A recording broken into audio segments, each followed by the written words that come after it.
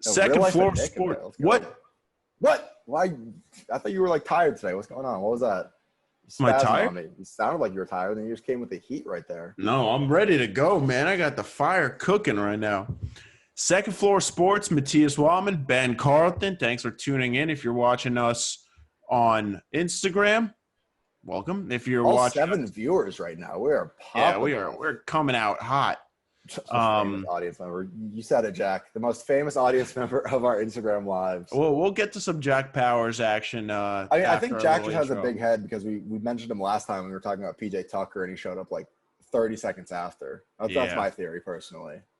So if you're watching us on Instagram, welcome in. If you're watching us after the fact on YouTube, or if you're listening to us on Anchor, Spotify, or wherever you get your podcasts, appreciate it. Look, professional advice here. Just any social media platform, look up Second Floor Sports and just subscribe to them. Follow them. It's probably up. I've looked up Second Floor Sports on like Instagram, Twitter before. We're the only page that shows up for the most. It's like we're the only like actual page that shows up. There's some like Second Floor something volleyball. That's like a plumbing service. Second Floor Sports? It's not called. It's like Second Floor something. I forget exactly. Okay. It's not. Okay. It doesn't have anything to do with sports. It's like a plumbing group. I was going to say that's a terrible name for a plumbing group.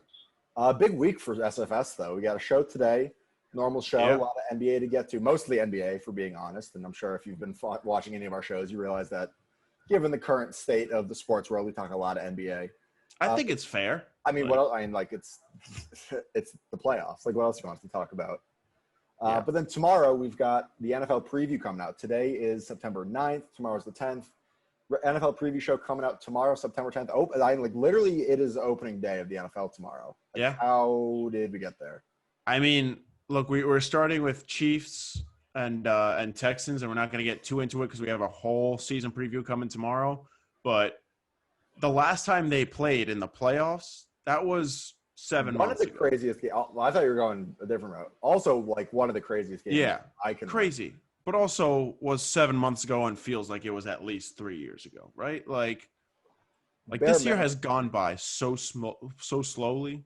Like, it's ridiculous. It's like we haven't moved. I don't think we've moved past March yet, personally. It is. I can't determine if it's still March or if it's like 2024. Like, I don't know. Think it's 2024. I have no idea. Yeah, no, it's definitely still 2020 because. Also, I don't know if you're like not on your Wi-Fi or something, but you're looking pixely as hell on your live video. Oh, am I still?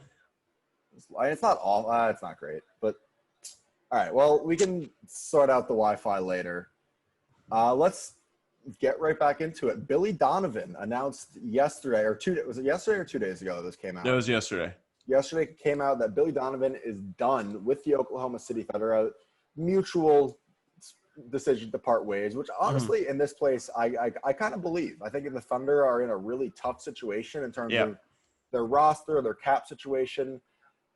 But they've also got an absolute stockpile of assets from the Paul George trade. Like, oh my God, they've got pieces. They got the treasure chest. I'm pretty sure when you go online and you look up how many draft pieces they have, like you have to go on to page number 2, which is absurd. I mean, they got 2 first-round picks and 2 swaps from the Russell Westbrook deal itself, and then you got another one. You got a whole bunch of other ones. I think at least 4 flash swaps in the 7 of them. Trade. I think I want to say 7. It was like. Yeah. They've got like 2 or 3 outright and another 3 swaps. And then they've got like some other seconds coming in from, I forget what team. But yeah, I literally the type of war chest that you need like a spreadsheet to fully navigate. Yeah. Well, they flipped Jeremy Grant, they flipped Paul George, and they flipped Russell Westbrook, which all 3 of them are in the playoffs right now. And all 3 of them are serviceable players, obviously, 2 of them being stars. We'll talk about the Russell Westbrook star factor a little bit later because that's, I don't know. We'll talk about it later. The one thing I feel like makes the most sense for Oklahoma City is you get Chris Paul out of there, and that's my personal opinion. Well, yeah, that's your personal opinion. That's the thing is, what do you do? I don't think it's a smart decision to run it back. I mean, because you're in a spot right now where we talked about this last week, right? With OKC. They probably outperformed expectations this season. Regardless, outperformed by all that much. I think we all thought OKC were going to be sellers. This is what we said on the show last week. It's like OKC is kind of in the exact same position they were at the beginning of last season. No. It's like you just don't quite know what to make of them. Like, are they? The only difference is at the beginning of last season, you think everything goes absolutely perfect, and that's still a team that can potentially make it to the conference finals, right? I mean, you have Paul George and Russell Westbrook. You at least have the possibility there. Here you have Chris Paul, and your second best player is Dennis Schroeder, maybe. I'd say SGA. Maybe. I don't know. Okay, but it's a championship team is not going to have SGA as their second best player. Is what I'm saying. I think it's a little different. That's fun. I think I think it's fair to say they outperform expectations. Maybe by margins we can debate. Yeah, I wouldn't say they completely flipped the script on what people expected. But now they're in a weird spot, and I think they're in a weird spot because they have to determine basically from a blank slate what direction they want to go in, right? Because they have some young pieces, it's a blank and they have slate, some draft pieces. I'm all right, if we're going to go full full metaphor here, you've got a blank canvas. If you're Oklahoma City, you've got an easel, or what do you, a palette? That's the word. Like what a painter has their paints on. You know what I'm talking about? Yeah. You got a palette with 12 draft picks in the next 3 years. Yeah. I say you get Chris Paul out of there. You don't even have to work. Because they've got so much. They have so many trade assets. You don't even or draft picks. Excuse me. You don't have to find the perfect deal in return for CP3. I really don't. Obviously, you want to get value back for him, but teams. My stock's as high as it's been in the last couple of years, and too. It's not getting any higher. Yeah, this is probably as high as it's going to get. I think you turn the keys over. You turn the keys over to SGA. They had so much success with that 3-guard lineup with SGA, Schroeder, and Chris Paul on the floor. You can still obviously run SGA and Schroeder together. Mm-hmm. I mean, I don't, again, 12 draft picks or whatever the number for them is the next 2 or 3 seasons. They're probably, do you keep all those picks? You can package them for a star. What about a Bradley Beal? What about, I don't know. Well, that's why I'm saying that's where it gets interesting is do you try to just win now, right? It's not the craziest thing to think of if you hold on to Chris Paul and you try to run it back for a year or, maybe. I don't think you try to run it back, though, because, again, the only way you run it back is if someone approaches you. Let's say Washington approaches you and they want a sign and trade, and you get Bradley Beal. Bradley Beal instantly becomes the best player on the Thunder. Yeah. Is Bradley Beal the type of guy that could carry a team? Probably not. Bradley Beal is nice. We also haven't seen him on a team that's not the Wizards, who are Yeah, well, that's the big thing is when I say run it back, I mean with not obviously with this exact roster in place, but I mean running it back with obviously Chris Paul and another star or whatever. I personally, if I were a gambling man, I think they trade CP3 this offseason. I don't know who they're going to go after for the head coaching spot. I would guess it's going to be more a younger player development. I couldn't tell you who the Thunder are going to hire. My best guess is that Chris Paul is done with the Thunder. They find some sort of return for him that I would guess would be centered around I would guess and if you're Oklahoma City, I feel you want more wing depth. They're loaded up on guards. They've got two. You need a big two. You need a big two because you can't win a championship with Steven Adams as your big. I think if you go 4 out, if you surround Steven Adams with 4 snipers, I think it's doable. I don't think it's ideal. But you are way too high on Steven Adams, I think. Honestly, he was not that good in that series, and I think the way things are trending, just the overall makeup of the Thunder roster. Well, the Thunder roster isn't great, and certainly not built to go for a championship right now. But Steven Adams cannot be your center unless you have 3 all-stars on that team, and he takes 4 shots a game. I'm not big on Steven Adams. I think they. What type of contract is he on? Do you know off the top of your head? No, I don't know. He's locked up for a couple more years, but more likely than not, Chris Paul will be gone. Honestly, maybe even before the start of the season. $25 million a year for Steven Adams. Yeah. Yikes. Yeah. Yeah. Have fun That's moving a that big contract. Yeah. So they're not moving the contract. So you're either cutting him and just eating that contract, or you're finding a way to build around him. Or you just have him as your backup. All right. I got a question for you. Yeah. Hit me. Would you rather have Clint Capella or Steven Adams? Clint Capella. by a lot. by a wide margin. Really? What does Yeah. Steven Adams do that Clint Capella? What does Clint Capella do that Steven Adams? He's a better defender. He's a better rim runner. Like I don't know about than that. Steven Adams. I feel like Clint Capella is like faded from the NBA consciousness just because I literally don't even who's he. He's with Now he's with the Hawks. Hawks, right? Yeah, because he faded because he's first off with the Hawks, and second of all because when you had Russell Westbrook and James Harden there, like he's just standing in the paint. That's the whole reason they trade him, because he's standing in the paint and he's like, bro, stop driving right into me. Like, what are you doing? All right. Well, I really don't feel like spending this whole show talking about Steven Adams personally. Yeah. Hey, ooh, Nolan coming with the heat, though. My goodness. Yeah, I'm not looking at the comment section. Woo! Wow. Well, all right. We've Billy Donovan out with the Thunder. Let's pour one out for the Milwaukee Bucks. If we can dude, what happened? What happened was they had their worst possible matchup left in the East. Agreed. Probably. It was a bad matchup. Bud didn't adjust. Giannis didn't do enough. And the roster got exposed for its holes. I mean, it was a perfect storm for them. And that's not me, cutting them any slack. Yeah. But, it's not like, again, it's not like each game wasn't competitive. Like it's not like they lost by 15 each game. But at no point in the series, though, at no point in the series did I think, probably did you think, or did anyone else think the Bucks were the better team? Like as soon as the series started. Honestly, after game 2, I still.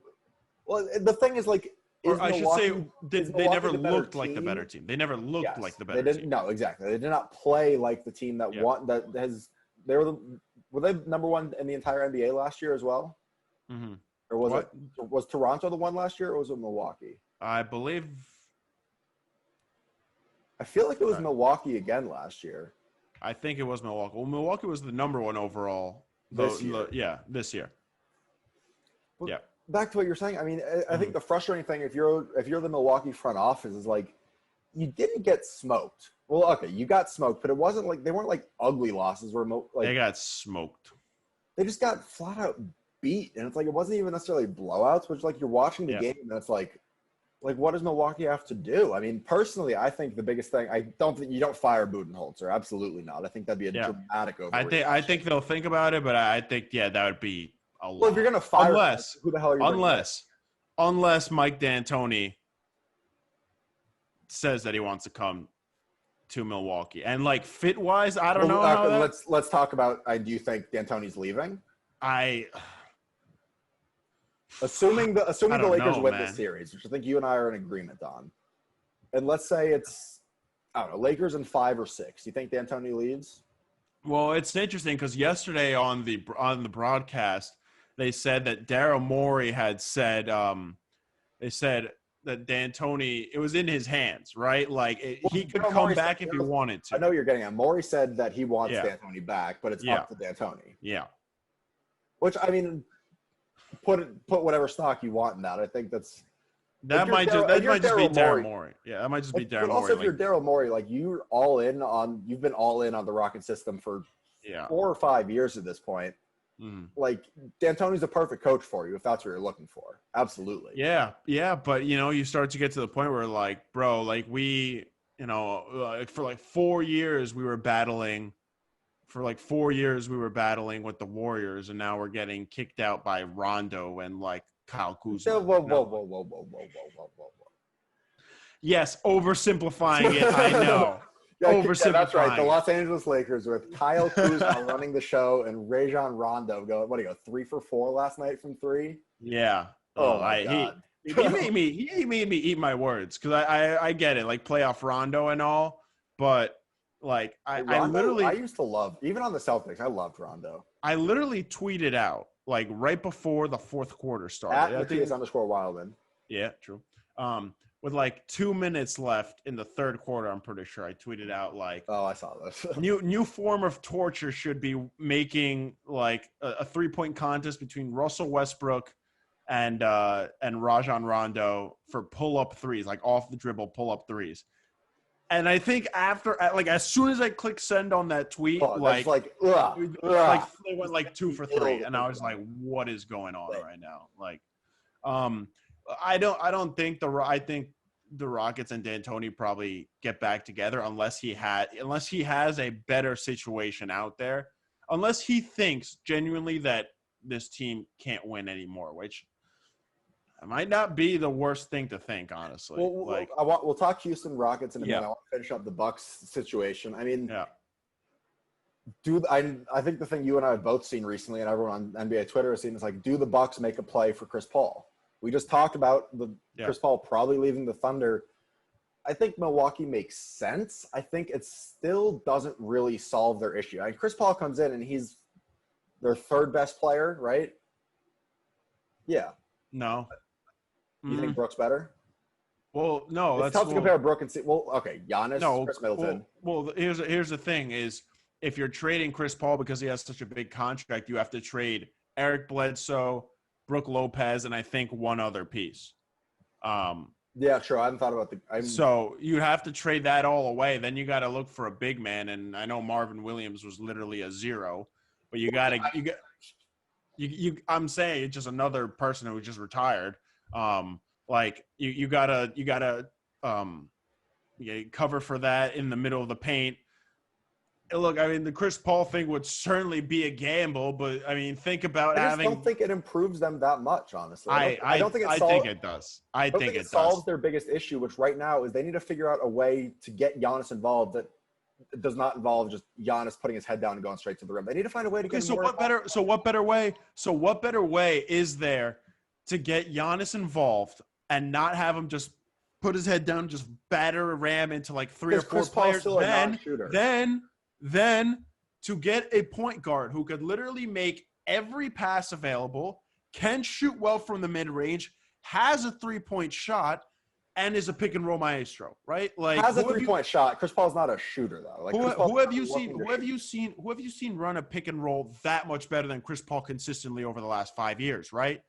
I mean, he made a living. Last 5 years. What? Has Raymond Felton been in the league the last 5 years? No, he hasn't been. I'm sorry. Okay. Well, was he last with the Mavs? God, I don't remember.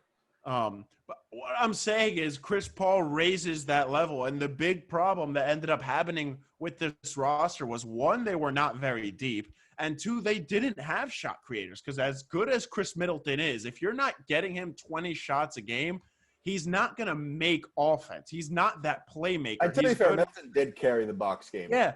Absolutely carry. Yeah, like, absolutely out of necessity. Like, you literally are like, right. All right, well, Giannis is done. Like, we need to figure out something to do. Yeah, and that's what you throw at him every single time, right? And it wasn't just Chris Middleton. It was the fact that they finally went small, and it worked. And you put your, like, 5 best defenders out there, minus minus Giannis Antetokounmpo, and it worked, right? Because, again, we can talk about the holes in this roster all we want and Bud not adjusting things. That's the big thing. It's that Bud just didn't adjust, right? Like, we see it with Nick Nurse, right? They were down 0-2 in that series. He said, fuck it. Kyle Lowry, you're playing 45 minutes tonight. Fred VanVleet, you're playing 45 minutes right. I mean, it's like – it's you have the playoffs. What are you waiting for? Right. And with our good friend Joe Guido, right? Like, I was like, literally, what reason is there to max out at 36 minutes, right? None, like, literally none. There is no reason. And he said, maybe saving them for the next round. It's like, bro, there is no next round, because now you're golfing with Steph Curry, in the second round. Like it is preposterous how bad it was. Like, and just some of the defensive, like, lack of adjustments was so bad from Bud. But going back to the roster, it exposed a big weakness for them, which was they just don't have people that can create their own shot. And we have seen it so many times throughout this playoffs, and reminded every single season. That's what you need. And look, I think the thing you got to remember if you're Milwaukee too, especially like Milwaukee fans who are probably like, ready to jump off a building right now. Pinkies up, classic. This is like still like overall a young team. Giannis is 26. Like Chris Middleton is 29. He's not like he's getting any worse anytime soon. He has Connaughton, 2 young. years of his I think 2 years DiVincenzo left young. of his You prime. you can bank on improvement. Absolutely can bank on some internal improvement. Okay, You can but also, you're like, how can I much make of my a point? leap? Yeah, well, you don't let me make my What do you point. mean So. I don't let you make your point? You're stuck for 5 minutes. Yeah. Look, we've seen Giannis take some absolutely absurd leaps year after year. Yeah. I'm not saying you don't want to bank on like your MVP defensive player of the year candidate making like a dramatic improvement again after he's already done it the last like 2 or 3 years, but like we've seen Giannis make absolutely absurd leaps the last 2 seasons in particular. I mean, Giannis won MVP last year and then came out this year and was like dramatically better. Yep. If Giannis Giannis still doesn't really have a consistent 3-pointer. I think Giannis developing. That's the big key. When Giannis develops a 3, I will put my body on the line for that one. Giannis will develop a 3 for next season. He has to. Like, this guy has improved in ways that we haven't seen virtually anyone. Just like I've said, year after year, he just gets better and better and better in ways that you couldn't even predict. Giannis needs to develop a 3, and I think Budenholzer needs to figure I don't know if he has to figure his shit out, dramatically change the offense, but you need to come up with ways to get Giannis more involved, become more effective off ball. You don't want to take the ball out of Giannis's hands. Obviously, he's the MVP, 2-time MVP, presumptive MVP, twice in a row. He's really fucking good at basketball, is my personal opinion. Wow, that's a scorching hot take. Torture, right? Wow. But you got to find ways to have someone else handle the ball. Maybe you put the ball more in Chris Middleton's hands. I know I've been on the show kind of bashing Chris Middleton. I'm starting to eat my words a little bit. I didn't realize he was a 50, 40, 90 guy. Yeah, I've been trying to tell you, man. But if you can make Chris Middleton just a little bit more comfortable as a creator, he averaged like a little under 4 assists this year. That really opens things up because you can have Middleton working the ball up top. No one's sending a double on Chris Middleton. No one's walling off Chris Middleton with 3 guys. Yeah, well, my thing is, and it's not to say that Chris Middleton can't make that jump, and we've seen him continue but it's not to necessarily a jump necessarily. It's more just like a change. As a playmaking, that's the thing, though. You got to remember, Chris Middleton is about to be 30. Like, you don't just develop out of nowhere the ability to become a playmaker at 30, right? That's usually a skill that you go developing, and he's not bad working. You're talking about 30 as if he's like washing over the hill. No, I'm not. But also, he has 2, maybe 3 years left of his athletic prime, if that. That's 2 or 3 NBA seasons. I mean, yeah, I'm aware, but what we saw with I feel like you're selling Middleton down the river here. No, I'm not. I'm just. I thought saying, I was the one who bashed Chris Middleton. No, I'm just saying Chris Middleton is not that playmaker that you think he is, and it's probably. I know he's not currently. It's probable it's probable he's not going to. Like, he's a jump shooter, and he works well off of Giannis, and we saw him ball out in Game 4. But they need someone who can run the offense, a wing who can run the offense and set things up and run the pick and roll effectively with Giannis. I don't think Chris Middleton is that main guy. They need someone else. There's no world in which the Bucks are going to revamp their offense to a point where Giannis is not touching the ball. Is not the lead playmaker like that. I'm not saying that. You would be, not you literally, but Budenholzer and this whole staff should be fired if Giannis isn't having his usage rate isn't 30 plus next year. I'm not. But I'm saying they need to figure out some other ways to get people involved. And there is room for improvement on this Bucks roster. DiVincenzo was a point guard. I'm saying improvement. I don't know what the exact improvements are, but if you could just you need someone else to become a playmaker outside of Giannis. Are you saying this Bucks team would have been I don't know, DiVincenzo averaging 2 more assists per game away from beating Miami? No, they got beat badly. I'm looking. They need to bring someone. They got smoked. They absolutely got smoked. But are you bringing in Chris Paul at $30+ million a year? Well, here's the thing. And sacrificing all your depth. Here's the thing. Giannis says he wants to stay, right? Everyone says they want to stay. Right. If the Bucks don't make we're not even talking about Giannis free agency yet. And I don't think we should, honestly. Enough of that conversation is going to come up. I don't think we have to, because Giannis is going to finish the season with the Bucks, this upcoming season. He's going to finish it with the Bucks. He's not going to leave. He doesn't seem like that kind of guy. And again, we could be completely wrong. We've seen it before. But Giannis, all likelihood, is going to finish the season.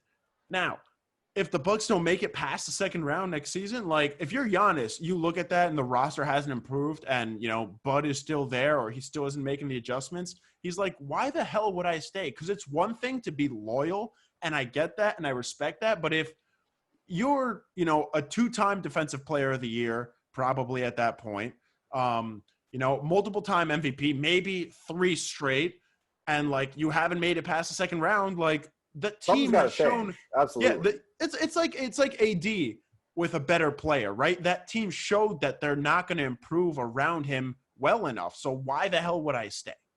No, I mean, you're completely right there. It's just like, I don't think bringing in Chris Paul and sacrificing your depth, which is huge for the Bucks, and the huge reason they've won 60+ the last 2 years, is because they've got shooters all around Giannis. Giannis can drive and kick out to any of 4 shooters, from Brook all the way down to George Hill. Like, they've got shooters. If you bring in Chris Paul, like you said, you're trading. I don't know what they would have to do specifically to make the cap work, but Chris Paul's on a huge contract. And you want to talk about a guy who's not improving anytime soon, is very much on the wrong side of 30. It's like, I don't think Chris Paul raises. I like, the Bucks should have been at the very least in the conference finals this year. Like, yeah, they should have beaten Milwaukee, or they should have beaten Miami. Absolutely.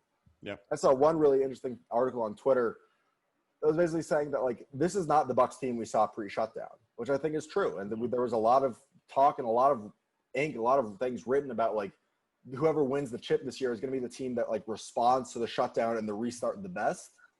I think it got the best of the Bucks. They just did not have the same. What the article was saying was they didn't have the same chemistry. Thing.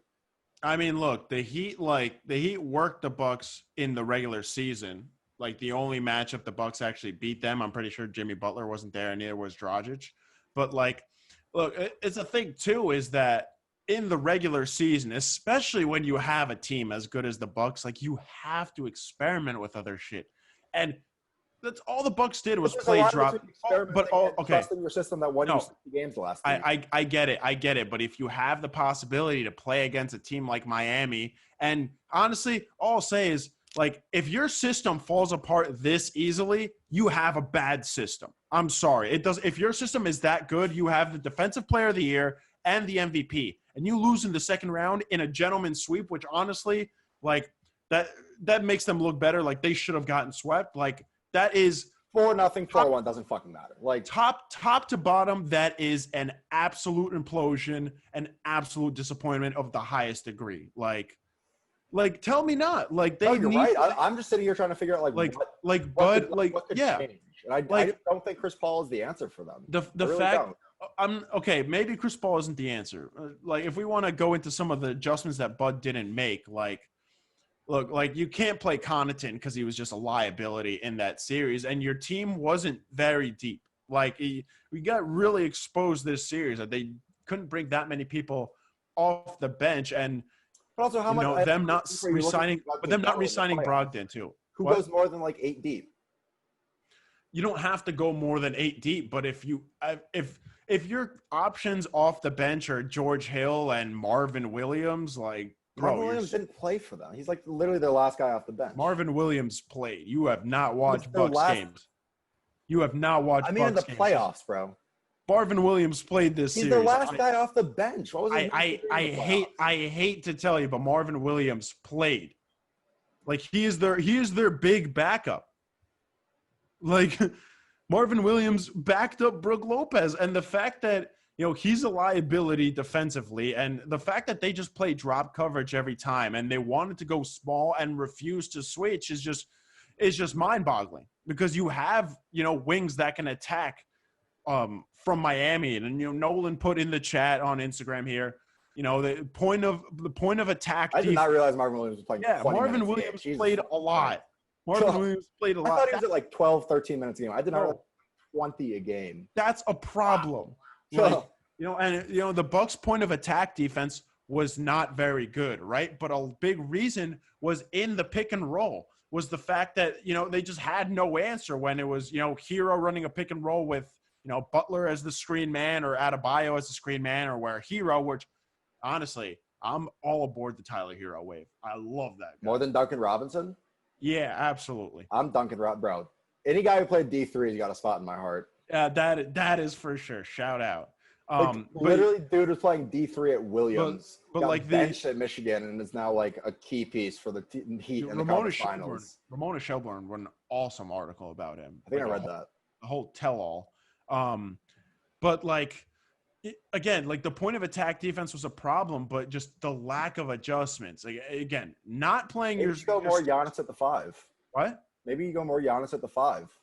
But that's what I'm saying is you can play small, and they played small at times, but they just wouldn't switch, right? Like, why you're having Giannis like play drop coverage when he's long, and like you don't have to have him in the paint, just have him literally in the mid range. He can contest a 3 from there, and he's quick enough to obviously recover on defense because he's the defensive player of the year. Like you can't have 3 people on an all-defensive team and be that bad on defense. That falls on the coaching at that point. Absolutely. Like, Budenholzer shouldn't be fired, but Giannis needs to take a look and be like, this coach is not going to do it for me. I think the last point here on the Bucks, last year with the Bucks losing in the conference finals, I thought that was like, and every superstar has like that big playoff loss. It's just like, Jesus Christ. Like, how do they not like, last year, Bucks up 2-0 over Kawhi and the Raptors, like looks like they're cruising to the finals, lose 4-2. I'm like, all right, that's the shot in the mouth that Giannis and the Bucks just took. Like, they're going to take that. They're going to learn. They're going to come back, go scorched earth. They're going to be the finals contender next year. It's what they looked like up until a week ago. Mm. Not again, even though is tough. They did not look good in the bubble. I'm saying up until didn't look in the bubble, but like you still and like how much. But everyone thought, everyone was like, oh yeah, whatever. They're coming, but they're rounding back into shape. They're number 1 seed in the NBA. Like they'll be fine. No, absolutely, yeah. Lost game 1 to the Magic, but then came out and swept 4-0 afterwards. Like I thought last year was it, but back-to-back shots in the mouth is a real tough look. Well, going back to what you said, and that definitely was a shot in the mouth. The only problem is Giannis adjusted and Giannis came back better and the Bucks didn't, right? Like I get it, not re-signing Brogdon, that was a huge deal they would have had to re-sign him for, but look where it got you here. Brogdon is a good on-ball defender. He played really well against Miami. Certainly someone you could have used, someone that can get his own shot and can run an offense, because Eric Bledsoe is not a pass-first point guard. No, right? he's like, defense, rebounding. He can shoot. Defense, rebounding, and he's a decent scorer, but his decision-making is questionable sometimes at best. Well, there's a reason he's not a starter. Like Eric Bledsoe? Or borderline starter. Eric Bledsoe is your starting point guard. What are you talking about, man? Like that's someone you're relying on to create your offense is what I'm saying. Like that's the problem for the Bucks is that you have Eric Bledsoe making your offense. Brook Lopez obviously isn't going to make offense, and Chris Middleton in the comments I'm seeing nowhere near a number 2. I think he can be a 2 because if you have other people that can create offense around him and you don't have to worry about his playmaking and his ability to set up the offense, I think he can be a 2. But they got to fix it. He's a 2 if you can improve your 3. Yeah. And I think that's kind of the thing I've come around on Middleton too. Is like initially I was like, oh, well, he's not good enough to be a 2. But it's like he's not the best number 2 you're ever going to find. But like I think he can be a number 2 on a championship team. I agree. I think you need a better 3. Let's move on. We spent a long time talking about literally on the rundown. We wrote 10 minutes for this if Miami wins and then spent like a half hour talking about it. But all right, Rockets, Lakers. I think you got to lead just the first point, which is just so remarkable. LeBron is the most playoff wins of all time now. Yep. Like, holy shit. Like, we're literally – I say it every time we talk about LeBron. Like, we are so unbelievably lucky to be watching LeBron James play basketball. Can't keep taking these for granted, man. Like 17 years. That's almost crazy. Our entire lives we've been watching LeBron play basketball. Yeah. And it's like he's literally the only player in NBA history to, like, fully live up to the expectations of being the GOAT. Like, LeBron came into this league in 2003 when we were 5. Mm-hmm. If you were like – I remember that day. Same. LeBron came into the league and like, yep, this guy's going to be the greatest basketball player to ever live. We're like, whatever. And you're like, yeah, you're right. And then 17 years later, we're like, yeah, it's either LeBron or MJ. Cool. Yeah, maybe he is, right? Like – I mean, he is for my money. It is absurd. Kind of just I don't want to go back into the Bucks point because I know you're going to kill me. But because the thing with LeBron is like he gets so much hate, obviously, and he did in Miami too, and KD did when he left, and it's just like Well, LeBron hated Miami before he ever played a game because of the goddamn decision and the party was like, really, bro, you haven't won anything. But I'm saying, like, when you get a superstar that's at that level, like, people are usually going to hate him, right? We're entering that time. We're entering that time with Giannis because when you even underperform by a hair, and this is not underperforming by a hair, this is underperforming by a whole fucking head. Like you're going to get that criticism. But did we bring Giannis back into this? Because I'm talking about LeBron getting hate. Like, he was, there were so many questions about what he was going to look like in the bubble. Like, you were like, okay, he's going to be well rested. He had a whole last year basically to get ready for the season. He had a couple months of off time, and with the program he has and with the money he has, you had no like doubt that he was going to be in shape. Game shape is another thing that everyone was probably going to struggle with. Like, we got 2012 LeBron yesterday, especially the first half. Oh my God! But like defensively, I'm talking about blocks. I just mean like the first half. I think I don't think this is a particularly scalding hot take. I think that was the best LeBron's looked in the playoffs last night, especially the first half. Mm-hmm. When LeBron is like taking those like inefficient like 18-foot turnarounds and just drilling them, you're not winning. Like, you're not winning. Absolutely not winning that game. And, like, LeBron never shoots those. That's how you know LeBron is feeling lethal. Because LeBron is always going to be the guy to look for the better pass. And that was the knock on LeBron earlier. Was like he wasn't aggressive enough in playoff games. And it's like, it's a tough line to find between, like, hit the open man to, like, what if that open man is, like, KCP? Well, like in Miami, it was like when he first started, it was like, bro, LeBron, why are you not taking the final shot? He's like, because I had Chris Bosh wide open in the corner. What do you mean? But Chris Bosh is also a hell of a lot better than Caldwell Pope. Like, that's for damn sure, dude. KCP. Dude, I wish Chris Bosh was born like 5 years later. Imagine how much. Or just didn't have, like a heart condition. Like blood clots. I'm saying heart. Imagine Chris Bosh. That would help too. Imagine Chris Bosh in today's NBA, where like he really appreciated as a floor spacer. He was ahead of his time. Nice. He really was. Yeah. LeBron blocked 4 shots in one quarter. And just like classic LeBron blocks too. Yeah. And I think that was – I think there was one run out where it was like it literally just should have been a layup.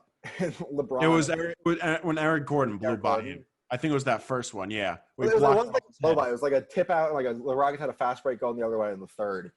And LeBron just saw him come into the screen. It literally was like slow motion for him. Like, all right, LeBron is going to block this shot. It wasn't the Harden one because he had 2 on Eric Gordon, I think. We don't and one on Austin Rivers. Which of LeBron's 4 chase downs it was. But like, and LeBron's locked. I think this was the game where LeBron really like locked it in. He's been really good. Yeah. He's been really good in the playoffs. Well, I think last night the bigger story was like, I don't know about the bigger story, but like the concerning thing for Houston is like AD was cooking last night, and obviously, top 5, top 6 player in the league. He's going to cook.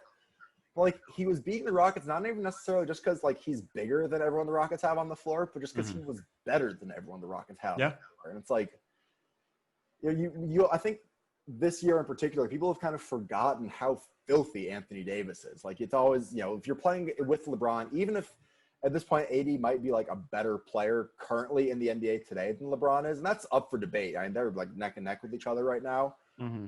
You're always going to play second fiddle to LeBron.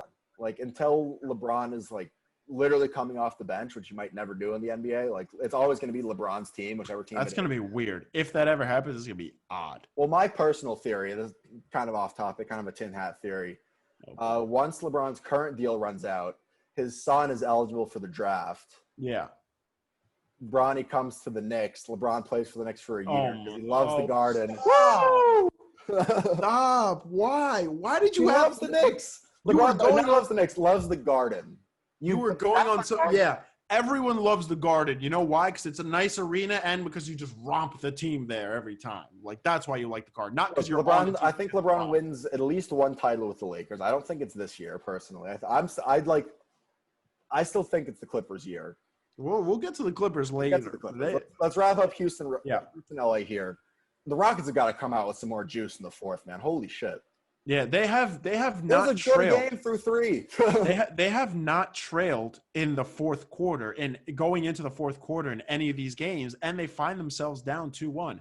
I can't determine if like the Rockets should be happy with where they are at, because or if they should be concerned, because look, I mean, every time they've had them right there, right, and like barring basically We've had two. 3 great games. Like, Yeah, they had like a 9-point swing in those 2 minutes where Rondo hit I think it was 2 threes and he got that steal in the layup.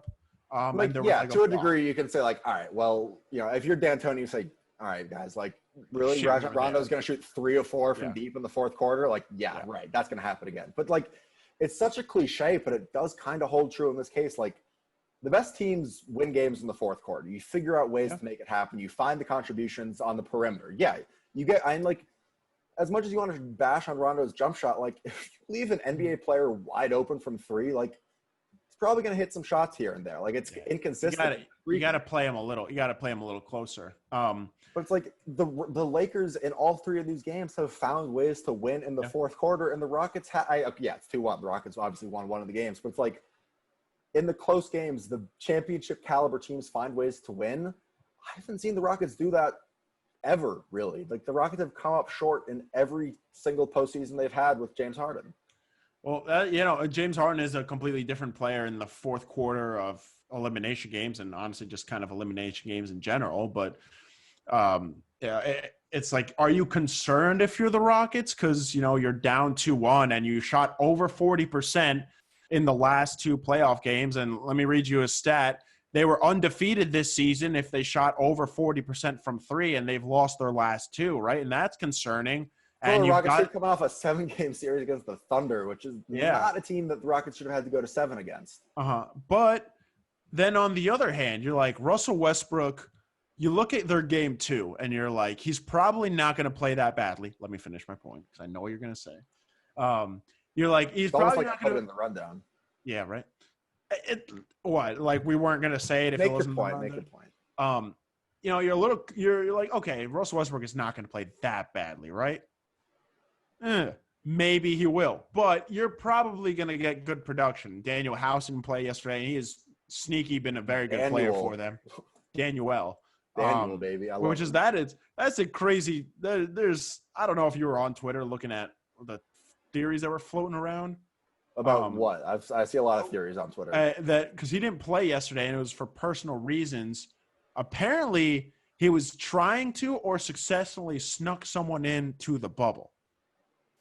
There were theories floating around that he had missed the game or something. But my theory about LeBron coming to the Knicks is just batshit. No, for some reason, Taylor Rooks came up and was like, she was who he was with, which like. I did not see this. Dude, it was weird. I have no idea where it came from. It was odd.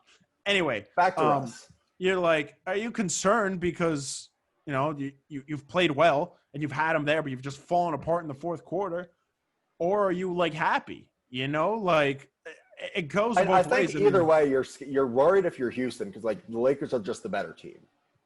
Yeah, just the better team. Like, but they're a good matchup for the Lakers. Like. This is a winnable series for the Rockets. Do I think they're going to win? No, but winnable series. But didn't we both say like Lakers in 5? Yeah, I think I don't know if I call Lakers in 5 a winnable series. I'll go more Lakers in 6 at this point. Look, if LeBron is locked in the way he was last night, if AD continues to play at the level that he's played all postseason, like I think we're looking at a 7-game Western Conference Final between the Clippers and Lakers. Mm-hmm. I mean, the point about Russ and Josh Eberle, who I feel like is practically a friend of the pod at this point. We bring him up all the time. Josh, if you're watching, we should just let him take over our pod. Well, I wish his DMs were open so we could like try to get him to come on the show. He made a great point on Twitter, which is that there might be no other player in NBA history who from game to game can play like an MVP and then play like a guy who you like can't have on the floor. Yeah. He literally, this is what my issue with Russ is like the top tier championship caliber, elite caliber players in the NBA don't hurt their teams like this ever. No. Russ has been ever garbage the last 2 games, yeah. like absolute garbage. And he's been It's a tough line to find. I feel like I've said that. It's been bad since he's come back. I feel like I've said this phrase so many times, a tough line to find. But it's like Russ's game is predicated on his aggressiveness. Like, if you've got Russell Westbrook on your team, you can't try to, like, rein him in and put a leash on him and tell him not to go balls to the wall, like, attack the basket and play with the aggressiveness that he plays with. But at a certain point, when you're looking at Russ shooting 1 for 7 from deep and, you know, literally can't play with the Simmons sag, like. Yeah. Because that's the problem. This is why I said I don't know if Russell Westbrook really elevates them to a championship level team because of those type of games, which we've seen him have every year he's been in the NBA, where he just kills you. He absolutely kills you on a basketball floor. Because also a basketball floor. Great line, Ben. A basketball court is the phrase that people like. Basketball floor. The problem really becomes with Russell Westbrook, which, you know, besides the fact that who is supposed to be, like, you know, clear cut, your second best player, going 1 for 7 from 3 and having 7 turnovers and basically throwing the game for you. The problem also with that is the way the Rockets win is they spread you out, and either they make you go small and be uncomfortable, because AD did not play at the 5 for the majority of this season. They make you uncomfortable. But again, this is the playoffs. Like, if there's AD probably doesn't love to play at the 5. We go back to adjustments. To adjust. And AD doesn't want to play the 5. He's made that clear in the past. They make you uncomfortable by making you go small, or they just absolutely bully you when you have, you know, an immobile center in there, like if you had JaVale McGee or Dwight Howard. The problem is, if you have Anthony Davis out there guarding Russell Westbrook because he's going 1 for 7, AD is basically just playing free safety, right? He's giving him that Ben Simmons sag, and he's just like, I dare you to shoot it. And anytime the Rockets come down on offense and Russell Westbrook shoots a 3, the Lakers see that as a win, regardless of if it goes in or not. Well, the crazy thing about when you allow AD to play free safety like that, he's so athletic. He's so long. There were 3 or 4 instances. I think AD only had 1 steal, but there were 3 or 4. It was that one where he just snagged it away like that's that. What I was going to talk at the beginning of the run. Yeah. But then he tips those passes too, and he just, like, his presence discourages the classic, like, Harden gets into the paint and then fires that, like, or I guess he fires the lefty, like, cross court pass, like, to the court to PJ Tucker in the corner, of course. AD is so long that he gets in those passing lanes. Yeah. It's like you don't feel as comfortable making those passes if you're Harden, and it creates just that split second of hesitation that can be the difference between a made 3 and a missed 3. It's like, especially with a team who's, as much as it's like you don't believe it looking at the Lakers roster, like, their team defense is so good. Even when the Rockets have what is like a wide open 3, the Rockets are just used, and this works for any team in the league, when you're used to contested 3s all the time, that pressure just sits in your head. Like, you're fully expecting a contest. And so, like, even when you've got an open look, like, you're putting it up and shooting it quick, which is the way you should do it. But, like, you still have that pressure, basically, of knowing that someone's closing out on you. I mean, again, like, for Houston, it's going to come down to the fact that they need to finish games, right? In game 2, we saw Houston for years now. Yeah. In game 2, they shot the lights out from 3 and then completely disappeared in the 4th from 3. I'll read you the breakdowns for quarters. I mean, they're outscoring the Lakers by 2 points, so basically negligible through the last 2 games. Nice. Both. Thanks. The last 2 games that the Lakers have won, they have outscored them 174 to 172. Then in the 4th quarter, they're getting outscored by 20 points. Those are 2 10-point losses. Again, they haven't gone into the 4th quarter trailing yet in the last couple games, in this whole series, excuse me. And they're down 2-1. That's concerning for me. Look, I think James Harden's doing a good job of adjusting. He's doing a good job of adjusting to the double teams they're throwing at him and the traps they're doing. I think that's nothing new for James Harden at all. Yeah, right? I know. They're still doing a better job. You know, that was a concern we both talked about, and it's not that we were the only ones that talked about it. We were, actually. Okay, yeah, we're exclusive. The fact that the Lakers guards just are not strong enough, or just simply not good enough to keep up with James Harden. But it's Rondo, team defense. It's again, you look at their roster and you're like, how the hell do they have a top 5 defense in the NBA? But then it's like, you look at the numbers and they've got top 5 defense in the league. Yep. I mean, it helps when you've got AD anchoring the paint. It's not like these are like garbage defenders. Like, they're capable. They're not. Caruso's a good defender. Danny Rondo, Green is a good defender. Not as good as he was, yeah. but still a good. And I think the thing that kind of gets overlooked is like five. I'd rather have five smart defenders, even if they're not like physically lockdown defenders. I'd rather put five guys on the floor who just understand team defense, make the perfect rotation, make the perfect bump down, and just play within the system than like one, Kawhi level, just like stopper and four guys who don't know how to play team defense behind him. Well, that's what you're seeing in Toronto, right? Like none of them made the all defensive team, yet they were the second ranked defense in the league, right? Could Kyle Lowry have gotten some votes? I think so. But I mean, Kyle Lowry is good. OG Anunoby probably should have made a team. Good. Pascal is good defensively in their system. Marc Gasol is good, although he has just not looked good. Gasol is old. Yeah, we're starting to float into Toronto, Boston. So we'll just finish up on Lakers, Houston. I mean, if Russell Westbrook can at least just get like half going, it's going to be so big for them because then you have someone else again who can generate offense. Because if you're double teaming James Harden and then you're just making your swing rotations and Russell Westbrook is shooting, I don't know, 30% from three even.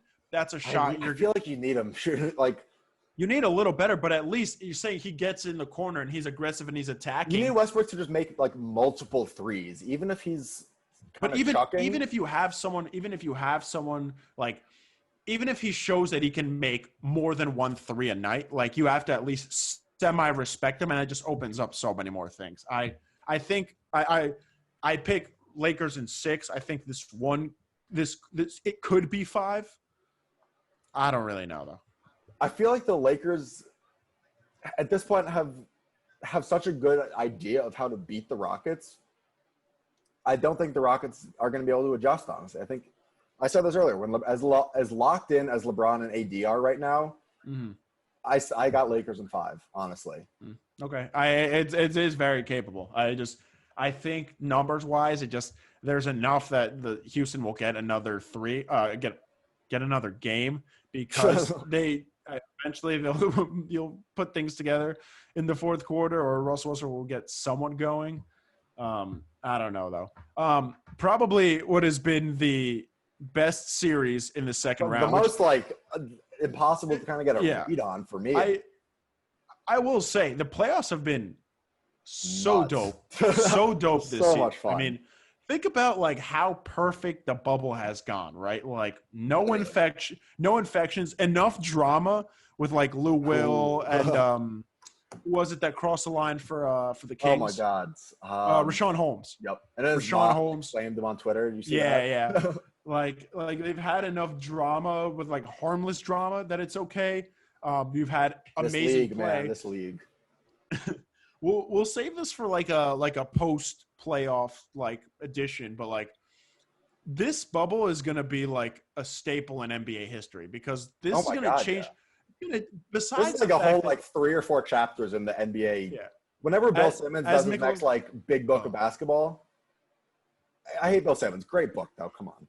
Yeah. Whenever he does his next big book of basketball, this is 4 chapters. as Michelob Ultra says, whole new game, whole new experience. Is that you?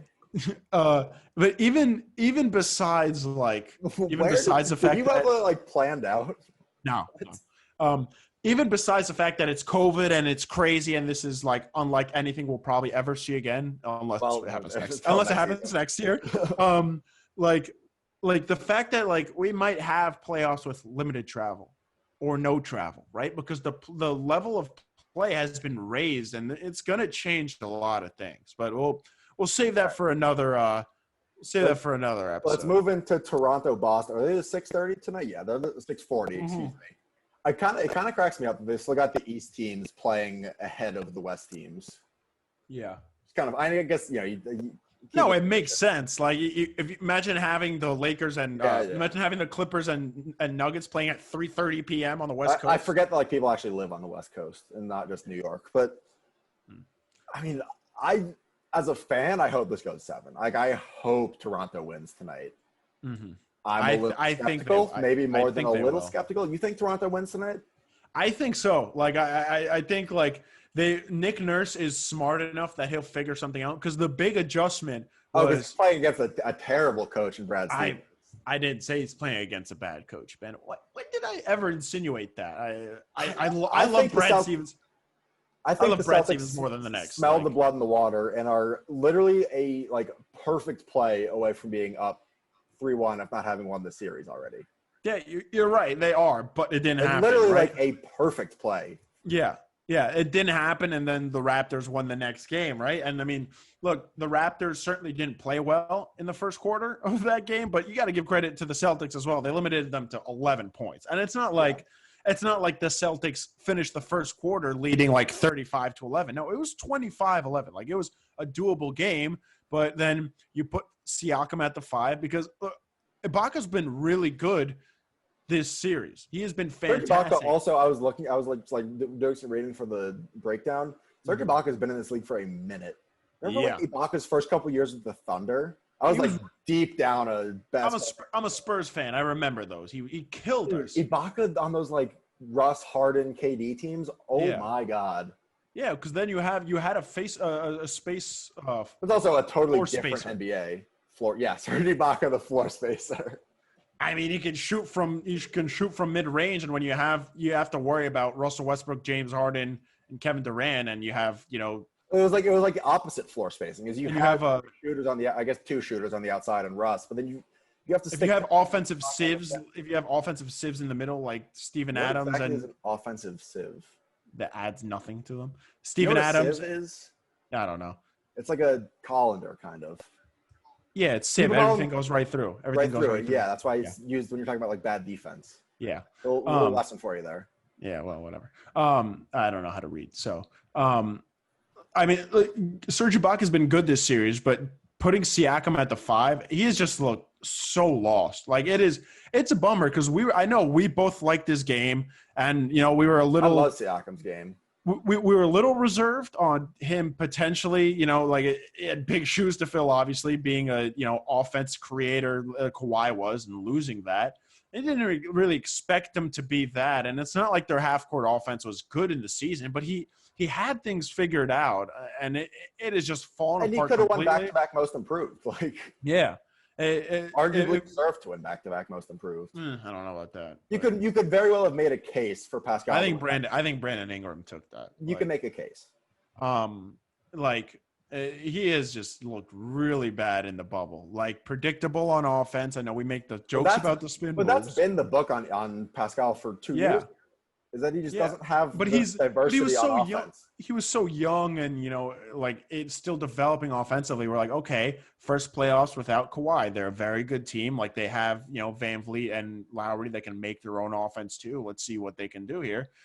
And he's just been predictable on offense. He's looked really lost on defense. He's been terrible from beyond the arc. It's a bad matchup. Nick Nurse. I mean, he's coach of the year, but I feel like he's asking Pascal to do too much offensively. Yeah. Well, the problem happens is that Kemba's not a good defensive guard, but you have Marcus Smart.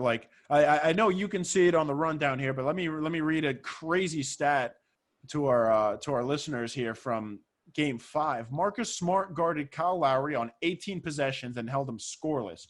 Guarded Fred VanVleet on 6 possessions and also held him scoreless. Combined, he allowed them to take 1 field goal. They attempted 1 field goal, and those are your main offensive generators. I think it's kind of ridiculous that Marcus Smart didn't get any Defensive Player of the Year votes. It wasn't even mentioned. I don't know. You read the stat yourself. You're telling me he doesn't even deserve to be in the conversation. I think it was run away from Giannis. I mean, he still made a first team, right? They literally called him a top 5 defender in the league this season, basically. We'll talk about the all defense teams a little bit later. One other absurd stat about Toronto-Boston. I think if the Raptors are going to win tonight, I think they go zone heavy. Kind of what we saw them do to Golden State last year. Obviously a depleted shell of a Golden State team. Yeah. But they're playing zone on 14% of the Celtics offensive possessions this year. Boston's offensive rating on those is 85 points per possession per 100. 6 of 23 from deep. They've got more turnovers than total field goals. Yeah, and that's the big thing. And if you're Nick Nurse, I think you've got to throw that out there. Absolutely go for it. It's working. you haven't used it enough where you can really expect the Celtics to be like super prepared for it. I mean, obviously, if you're Boston, you're running like all your zone killing offense in practice this week. I mean, like you know that Nick Nurse likes going to zone. They ran the third most zone in the regular season this year. Yeah. I think you've got to throw a curveball at him, and then you get it to a game 7 where it's throw everything out the window. You just play basketball. Like, well, I think I think it's fair they should play zone. I don't think we can call it a curveball, though. I mean, you said it yourself. 14% to play zone is, again, the third most zone played in the regular season. Like, Boston is ready for this. And playing that much zone is a curveball in and of itself, honestly. Yeah, fair enough. If you look at, Boston's starting lineup, like, Kemba can kill you from beyond the arc. Jason Tatum can hit you from beyond the arc. Marcus Smart has shown he can. Jaylen Brown won't. And Daniel Tice can shoot it, but he's not going to.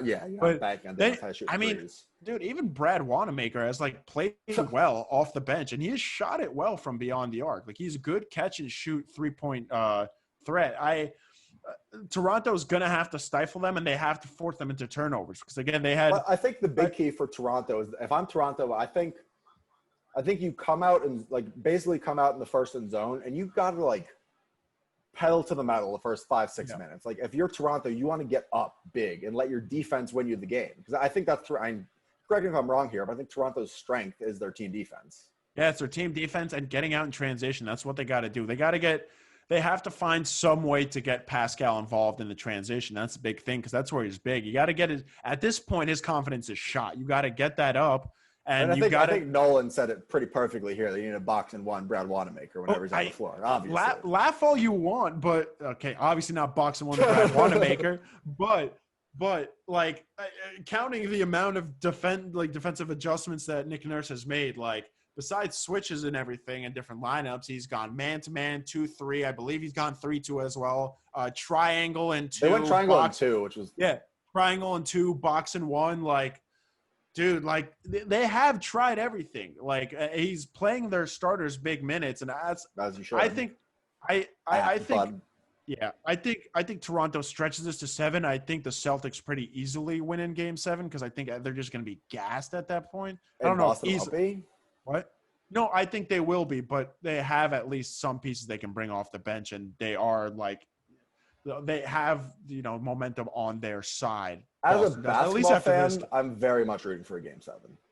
Oh, absolutely. I think it's kind of honestly at this point it'd kind of be a robbery if we don't get a Game 7. And this has been such a fun series. Yeah, it's just I literally it's impossible to predict. This, you can literally it's so easy to make a case that either one of these teams has played better than the other. Both teams have played to their strengths and have been exposed. I mean, it's a 3-2 series. That's not anything crazy. Mm-hmm. I mean, I think it's the toughest series to predict, honestly. I said it was going to be. I thought Boston was going to sweep. Yeah, you really did. You were real wrong about that one. Serious? I thought Boston Toronto played like shit the first 2 games. I thought Boston in 6. That's not that much better. That would have been the series. It might be about to be Boston in 6. Yeah. It very well still could be. And through the first 2 games, I thought Boston just had Toronto's number, kind of the way Miami had Milwaukee's number. Mm-hmm. I thought it was just a great matchup where Boston had the best players in the series, the 2 best players in the series, and we're just gonna I don't know, Brad Stevens, the wonder kid, had just figured out the Achilles heel completely spaced on that phrase. Figured out Toronto's Achilles heel and was just just coming out 4 games easy. Oh, you mean slice? Not shoot. You don't shoot an Achilles heel. You slice. I mean, you could. Tory Lanez. What? Who was it that shot Megan Thee Stallion? Yeah, it was Tory Lanez. Wasn't the whole thing that Achilles, the Greek god, God is Achilles? Yeah, he got cut? his. Yeah, exactly. He got his slashed. So, interesting to see how that's gonna go. Again, this is a bad matchup for Toronto just because of how many different offensive weapons Boston has, and especially how much size they have. That's the big thing, is the size they have, because Ibaka and Marc Gasol at this point are, late in their career. They can't keep up. Not with the most wings. fleet of foot bigs I've ever seen. Right off the cuff, if you're Miami, who would you rather face? I think you'd rather face Toronto. Yeah, I agree. I don't want to face the size that Boston have and the amount of playmakers they have. And I mean, who defensively are you gonna put to stop? I mean, no one's gonna stop. What's his face? No one's gonna stop Kemba if you're Miami. Like, yeah, I mean, I'd rather bad defensively. He's not like. I'd much rather face again. It's a matter of like Kemba a Walker. smart defense as opposed to like physically great defense. I think the Raptors are the the series is not over. Like, no, it's not. I thought the series was over 2 games ago. Yeah. Not that much to talk about with the Clippers in Denver. It's been a weird series. I think, the Clippers have shown that they can be that championship team. But the big thing that everyone's talking about, and for good reason, is that so I don't know who said this. I saw it on Twitter. They look everywhere. They look like a dynasty. They play like they're a dynasty. Yeah, they're playing like a dynasty, and they haven't won shit, right? They come out so lax sometimes, and the effort level is so down. And they act like they're tough shit. And like Denver was a couple minutes away from going up 2-1. Like Kawhi took over that game, and he was big, and he had a couple nice feeds. The thing about Harrell and Zubats, but like the thing about the Clippers acting so cocky is like Kawhi could lead a team much worse than the Clippers to like the conference finals. Yeah, he is in that like absolute top tier of NBA players that are 100% good enough to carry a bad team to the playoffs by themselves. Absolutely in that caliber. Yeah. The Clippers are a really good team outside of Kawhi Leonard.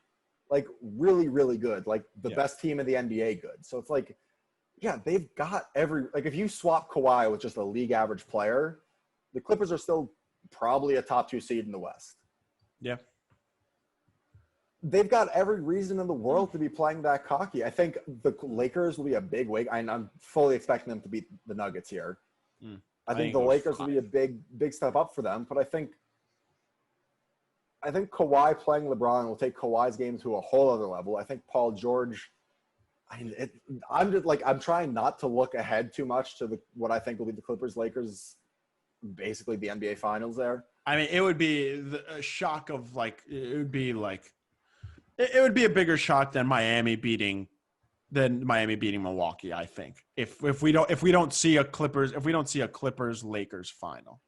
Just for the sake of doing it, like how does Denver beat the Clippers? Well, they have to. I think it's got to start with nothing crazy. It starts with Jokic dogging on the goal. Jokic. It's got to be Michael Porter Jr. has got to play at least decent defense. Jeremy Grant's got to hit his shots. If Gary Harris can give you anything offensively, that would be nice. Jamal puts up 50 like he was in the first round. Jamal Murray's just gotta win his matchups. That's the big thing too. Is a big inconsistency with Jamal Murray. He just doesn't draw fouls. He tries to be crafty around the paint. He's just not a good. He's not good at drawing fouls yet in his career, and that's not saying that he obviously can't develop that. Yeah. But that's a big thing against a team that has, two just like Goliath type defenders in two of the 5 best defenders in the league, like in Paul George and you could make a legitimate case that there aren't 2 better like perimeter defenders than Kawhi and PG. No, there aren't. Like maybe you throw Marcus Smart between the 2 of them, maybe. Well, I think in terms of just straight up perimeter defenders, I think you probably have some perimeter defenders better than Paul George. But I'm saying combination of the 2. I don't think there's no one has. I mean, it's funny you said this. Marcus Smart and Jaylen Brown's a hell of a 1-2. And it's not like Tatum's a bad defender. But it's different because they're asking Tatum is shouldering a bigger offensive load than those guys. I mean, that's the way we were saying. Like it's crazy watching LeBron just be the best player you've ever seen. Like. Watching Kawhi be like the best defender in the league and then give you 35 on the same night is nuts. Yeah. And it's just like, this is actually something I wanted to ask you, Matias. I mean, like, if you can, when Kawhi get drafted, 2012 or was he 2013? It was 2014, I think. 2014? No, because he won the championship 2014. It was 2012 because that was his third full year. Yeah. 2012. If you can flash back to like the early years of Kawhi in San Antonio, was this offensive production like anywhere remotely in the conversation when he got drafted? No, because he had no jump shot. The reason Kawhi went in the reason he went 14th, right? He went 14th overall. like the reason he was late lottery is that they loved his defense and they thought he could be an all defensive player potentially. The problem was he had no jump shot. He had nothing of a jump shot, and it was slow development at first, and then he kind of just exploded onto the scene in the series that he got hurt against Zaza, the Woat. Like, try not to cry. Shout out Chip Englewood too, the shooting coach for the Spurs. He's an absolute genius. Yeah, he's helped a lot of players fix their jump shots, and Kawhi is the latest example. The jump shot just wasn't there, and it has really come a long way. And he's just so good at finding his spots and being able to just attack a defense. Let's just real quick talk about the all defensive teams. I don't think there were any surprises. No, I was a little surprised at Brook Lopez, but it's like it was good. It was good in the middle of the paint. Yeah, I mean, it's good in the middle of the paint. Nothing, literally, it's like nothing to talk about. Yeah. There really isn't. Talk. Like, I mean, if you guys haven't seen them, it's Giannis, AD, Gobert, Marcus Smart, and Ben Simmons in the first team. Only guy that's there for the first time is Ben Simmons. This is his first team appearance. Well deserved. You want to talk about best wing defenders? I'll take Ben Simmons over Paul George probably. I'd go PG personally. Overall defenders, also Ben Simmons, defending 1 through 5. I don't know, man. Paul George is a dog defensively. But I'd rather have Ben Simmons guarding. We're also both completely just free balling here. We're both trying to have a serious conversation that we're not with no stats. We're just but I think he's better. Actually, I think he's better than him based on second team: Pat Bev, Bledsoe, Kawhi, Brook Lopez, Bam. Again, no surprises. Yeah, really. Just I know, you could always throw Kawhi on the first team. Literally, you could not watch a single NBA game and be like, yeah, Kawhi Leonard, first team defense. Fair, but also we missed some time, and I don't know who I would take him out from. I'm not taking Giannis, AD. I would swap Kawhi and Ben Simmons, but again, you can literally always throw. Well, Kawhi. that's the problem is that Ben Simmons was they probably did 2 guards and then 3 forwards or whatever. Because I think they definitely did guards, forwards, and centers if they got Gobert. Yeah. If we got Gobert and Brook Lopez on separate teams, I bet they classified a center. Okay, so they did. So I think they did 2 guards, 2 forwards, and a center, right? Yeah. So you have to replace Kawhi with Giannis or AD, which finished in the top 2 of Defensive Player of the Year. Yeah, fair. Can't switch them. All right, fair enough. All right. Enough NBA. Let's talk some New York Mets. What the hell is going on with this? Dude, I don't.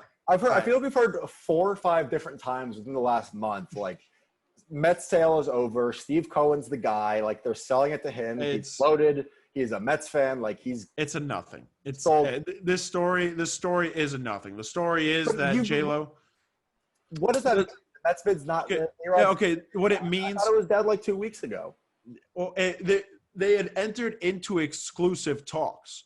Right, and it is still for 2 or 3 weeks ago at this point. Yeah, and apparently Steve Cohen and the Mets group have been progressing well towards a deal, and apparently they're a couple of days or max a week, out from making a deal. Because at the end of the day, it doesn't really matter until November because that's when they have the owners meeting and they have to get approved by 23 out of 30 owners. Yeah. What this move is the controlling person was A-Rod. And I guess what this has to be is just they thought J-Lo gave them a better chance at that owner meeting. Because think about it. A-Rod is a baseball guy, but I guarantee you there are still people that don't like A-Rod. And for good reason. I was going to get into that. I mean. Let me finish. Yeah. So there's some people that still probably don't like A-Rod. And with J-Lo, you have another, New York native, you have a woman owner, and you have a Hispanic owner, which again, that just adds diversity to a team that is to a league that is, they want to keep adding diversity in the ownership level. That's what this is because Steve Cohen is still in exclusive talks with the Mets ownership. They're still progressing very well. There hasn't been anything that's come out that indicated that this is not going to be sold to them. They're just. I can give it time. We're talking about the Mets here. Something will come out. Maybe yes, but probably. But according to all reports, the actual information we just have, like Steve Cohen is still like the heavy favorite to get the team.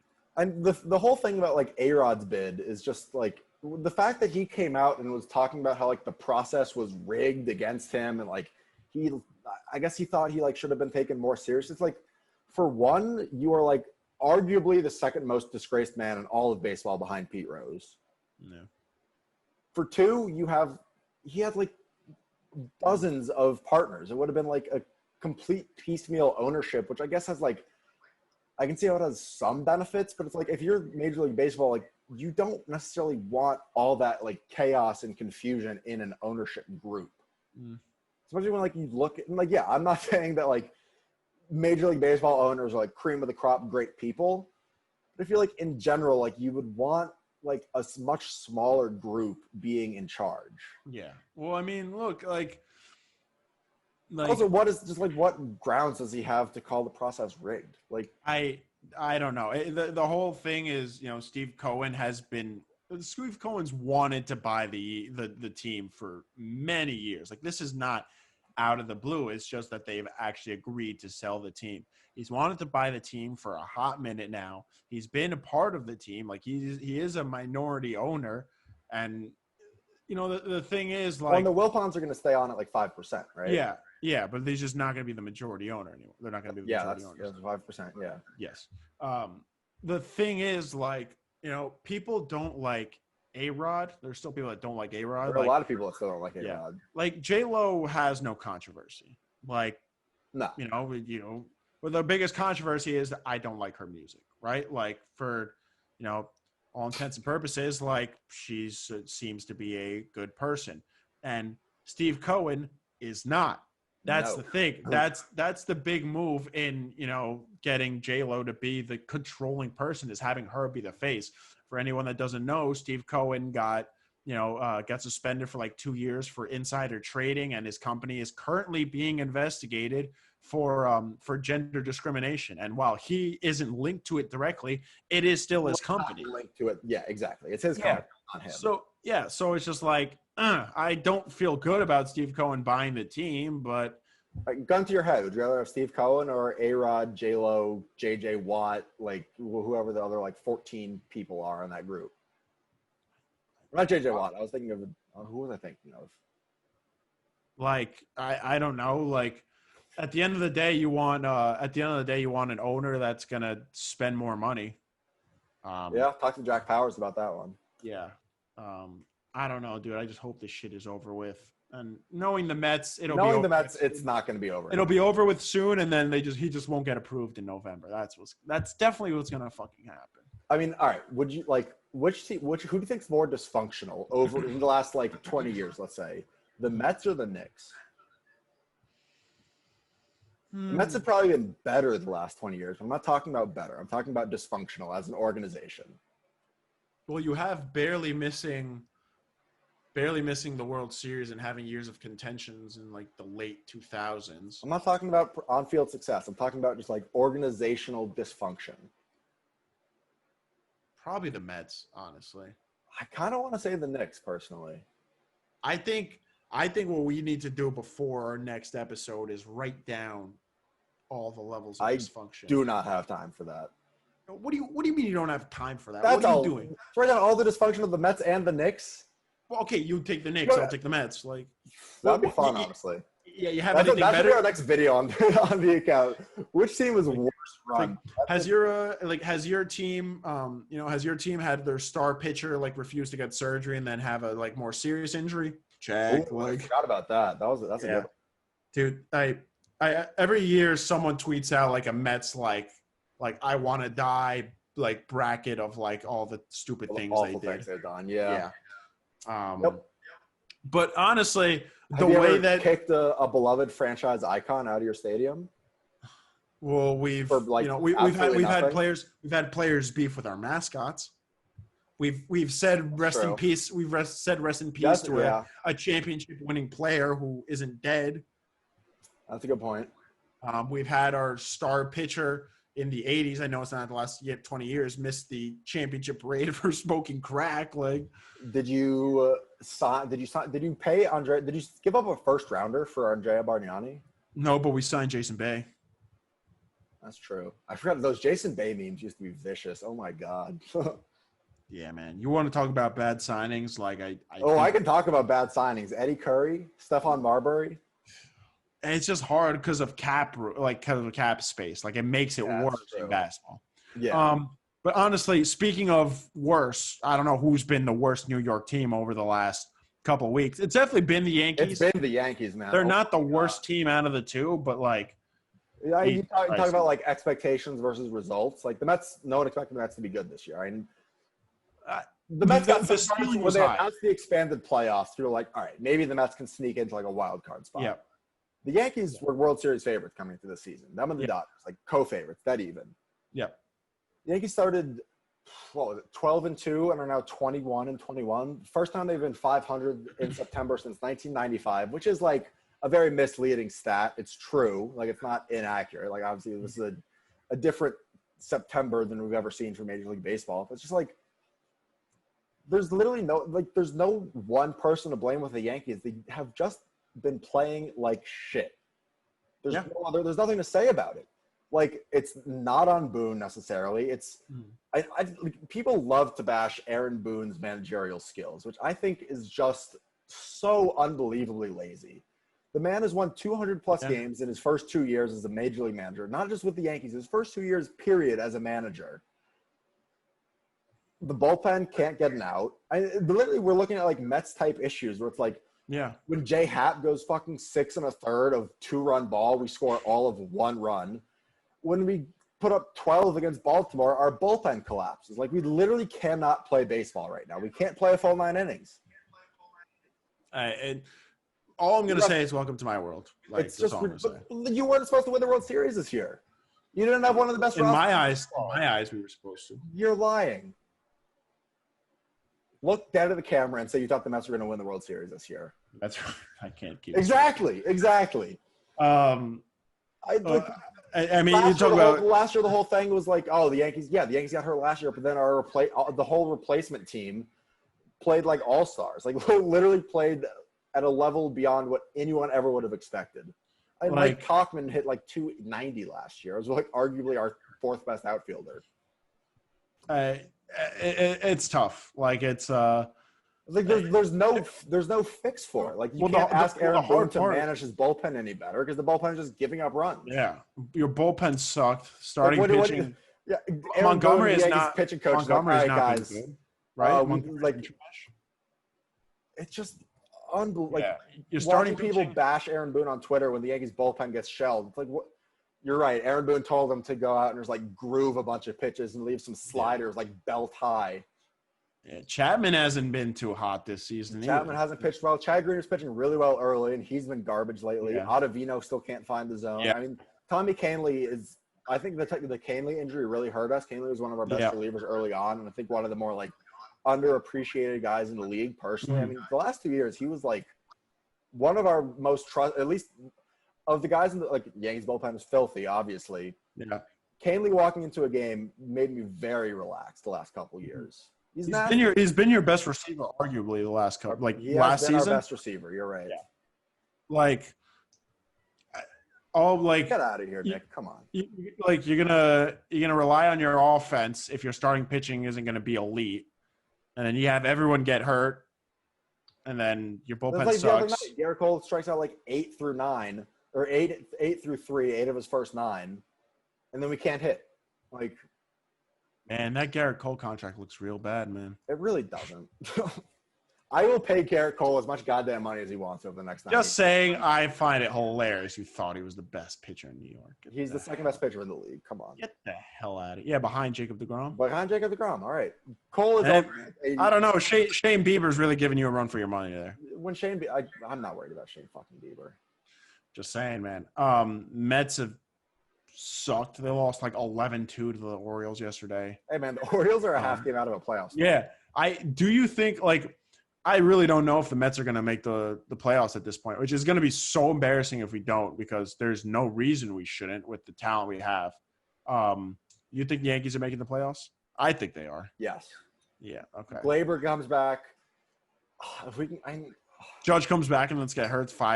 Gets hurt. well, 5 games that after. last point about the Yankees, then we got a hefty mailbag to get to today. Yeah. What the hell is going on with Aaron Judge? 2 straight seasons. Judge gets hurt, goes on like the 10-day IL, comes back, and then gets hurt the same fucking day he comes back. Like who? Like how? Literally, whose fault is that? Well, you gotta still hurt. You can't let him come back. But it's like,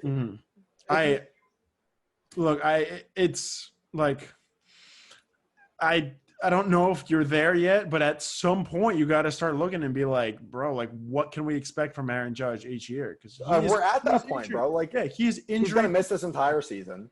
Yeah. Like, hopefully come back healthy for the playoffs. But it's like, I almost think it's on our training staff. Like, how do you if he's not healthy enough to play a single goddamn game without getting hurt? How do you let him get back in the lineup? Like, I get, guys aren't going to – you're not playing a whole season at 100%. Guys get banged up. They got nicks and bruises to deal with.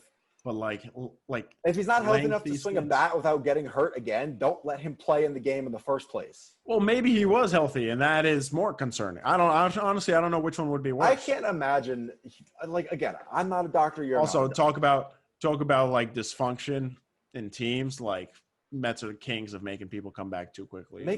That's true. Well, it's like, I don't know, man. Let's get to I don't want to get even mailbag time. Oh my God, you lead it off. You lead it off. All right, I lead off the last one. All right, Ben. I'll ask you this: where is Giannis going? And I'll say after next season. After next season, yes, he stays in Milwaukee. Yeah, I agree. I honestly don't think he's gonna leave. I think he'll sign like a 2-year or 3-year max. He'd do like the classic LeBron, like 1-1. Yeah. Player option. That actually, I'll go on the record. Giannis will sign a 1-1. He won't sign the Supermax. He'll take a 1-1. And then after that, if Milwaukee still hasn't like gotten to a chip, I think he leaves. Currently, I think Giannis signs a 1-1. I would say right now, gun to my head, if he was going to go somewhere, he'd go to Toronto. But then again, like, you know, you have so many stars. Pascal's leaving. And they'd replace him. Well, like trade him away. It's just hard to predict, just because like Kawhi could be on another team, Paul George could be on another team, like LeBron and AD could be on other teams. Like there could be so many like changes. Yeah. Next up, Super Bowl contenders. We'll talk about it tomorrow. Whoa! Keeping you big NFL preview show coming up tomorrow. Stay tuned. We'll talk about our Super Bowl contenders, our busts, all that good stuff. All right, I'll go right into the next one. I'll touch on the D-Hop deal real quick if you want to talk about it. Yeah. It's not specifically like predictions. I think it's a great deal for the Cardinals. You got Kyler on a rookie deal. Go all in. Seriously. Yeah, if you're going to trade for him, why the hell would you not sign him to a big deal? Exactly. I have no issue with the D-Hop deal. He's one of the 3 or 4 best receivers in the league. That's stone cold lock. Like, pay him. You're paying him what he's worth. Yeah. Oh, so this one kind of leads into that. What is Deshaun Watson going to look like without Hopkins? I think he'll still be fine. I think he'll be fine. But, you know, you got to think it'll take him a minute to get used to. But, like, I feel like people are honestly kind of sleeping on Brandon Cooks as a number 1 wide receiver. 3 or 4 1,000-yard seasons. Basically, everywhere he's been as, like, a number 1, he gets 1,000 yards. What more do you – he's not, like, a top 5 receiver. But what more do you want out of your top target than a 1,000-yard season? It's hard. He just like barely scrapes over, and you never feel like he's really a 1,000-yard receiver. Also, this man has had a nice career. The last couple, like, think about it, like Saints, now Texans, like Patriots, Pats, Rams, like some play for some good teams. Yeah, even Jared Goff, like not that great of a like quarterback, but like they made it into the Super Bowl. He's a good wide receiver, man. Like when you've got 3 or 4 1,000-yard seasons under your belt, like you're clearly a good NFL wide receiver. Like there's no doubt about that. We're kind of circling around the most important question here. Sleeper AL picks. Does Baltimore count as a sleeper still? Yeah, they do. I mean, they're a game under 500. Well, sleeper to make the playoffs, not to win it. Yeah. I feel like Toronto or Baltimore's such a cop-out. Like they're playing the best ball of like any sleeper team right now. They've been fantastic. I don't think it's fair if I pick the White Sox. Like, Like they're tied for the division lead. It's just so tough to pick a sleeper now because it's like half the league makes the playoffs. Like there aren't really sleepers because anyone who's not making the playoffs is like shit. I'd be worried about facing the A's in the playoffs. Is all I'm saying. I really like them. You would be worried, or you would not be? Yeah, if you're the Yankees, you wouldn't be. Exactly. You always smoke the A's. All right, I'll give you this one because I know you want to talk about it. Okay, and then I'll ask you the last question. All right, U.S. Open winner. Who you got? I think it's going to be Danny Medvedev. We should the talk about Saber Manning. Yes, he is also really good though. He was playing right now. He might have honestly lost. I think he lost his first set. I believe. No, straight sets. He won in straight sets. Yeah. So I left. 7-6, 6-3, 7-6. I left off, and he was losing in the. I left off the tiebreaker, and I think he was down 5-2 in the first set tiebreaker, and so he swept it. I think. Let's talk about that the Djokovic thing real quick. Like, just so it's like. It's a crazy. similar vibe, I feel like, to golf. When you hear about like some dude losing a tournament because of some like bizarre rule that no one has ever heard of before, that he like self-reported and cost himself like 12 strokes or something and loses the tournament. Is it the correct rule? Yes. Is it a stupid rule? Yes. Did Djokovic absolutely not mean to if Djokovic like drill the ball at their face, kick him out of the tournament. Literally not looking. A move you've seen every tennis player do. They got a couple balls. They want to figure out which one to serve with. I don't know what they're looking for. It's like, I love when tennis players have like 3 balls and they like bounce each one of them. They're like no this is the one right here. No good. Yeah. It's the same with like pitchers like getting a new ball. It's like, what difference does it make? They're all the same thing. I don't like this little speck of dirt on here. We gotta get out of here. It's just disappointing. I mean, he's like no Rafa, no Federer. It honestly is disappointing. Like it's not bad for tennis fans because Medvedev has been good for the last couple of seasons, and he has kind of been coming on the last couple of Grand Slams. I think this is the furthest he's gotten, though. I think it would be good. Again, the big thing for tennis has always been like you have your like top tier talents at the top with obviously the big 3 you mentioned, and then Wawrinka and then Ferrer when he was elite, and you have Schwartzman, the GOAT Argentine. I was about to say, you're forgetting your boy, and Juan Martin. But Juan Martin might be done. I honestly have no clue what his deal is.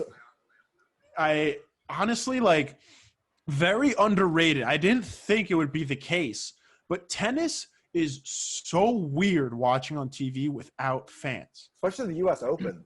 It is. And, it might be I went every year up until I went away to college. I went every single year at least once, but then I usually go to a big game in Arthur Ashe or something. Yeah. It is weird, man. It might be because I've been there before, but no fans kind of just cheering after the point and just the energy. Well, especially at the U.S. Open, which of the slams is known for being rowdy, and the crowd is a big factor. It always cracks me up. And you can see the fans too. Like in basketball, say what you want, but when it's on the rail camera, and obviously there are no fans there, but at least if it's zoomed out and you see the screens there, you get some semblance of there are fans. The shots there. in basketball games that freak me out are when they do the behind the basket shots. And you see them, they're just playing a warehouse. You're like, what and what? Yeah, you're like, what is going on? It's been weird. All right, Ben. Final question before we wrap things up. As a Giants fan, this player is a former Giant. Does Odell Beckham Jr. like poop? As much as I would absolutely love to believe this, I don't think it's true. This woman really just got on a random podcast and was like, yeah, I pooped on Odell. Oh, man. I think the funniest things from this have been just they'll just go into his old tweets and things, and every time he says shit or poop or crappy, they're like, oh! We saw it Miles Garrett. Miles Garrett posted something on his Instagram. It was a picture of him and Odell, and it was a quote. It was as if Miles Garrett was quoting Odell. He's like, yeah, man, really just exfoliates you. It makes your skin really smooth. It's maybe this is a well-known secret in the NFL that this is just I don't even know. I'm completely making things up. Strange. Honestly, it's a win-win because like either Odell like sues her for defamation, and it's like, can you even sue for defamation over that? Probably. Like if it has a big effect and like people are talking about it, like us, we're a nationally syndicated podcast. We're a nationally syndicated podcast, Ben. That's news to me. Yeah. Well, like either he like sues her or just like it, or we just got a hilarious story out of it. Or we got a hilarious story out of it. Or we got a hilarious story out of it. Like, and things will never be the same. We're wrapping up. Ben, you got anything else? DraftKings? No DraftKings. All right. Thank you guys for tuning in. If you're watching us on Instagram, if you're watching after the show on Spotify, on YouTube, or wherever you're catching us on Anchor or wherever you get your podcasts. Again, remember you can watch us live on Instagram while we tape the show. I think it is pretty funny. And then if not, you watch us on Spotify.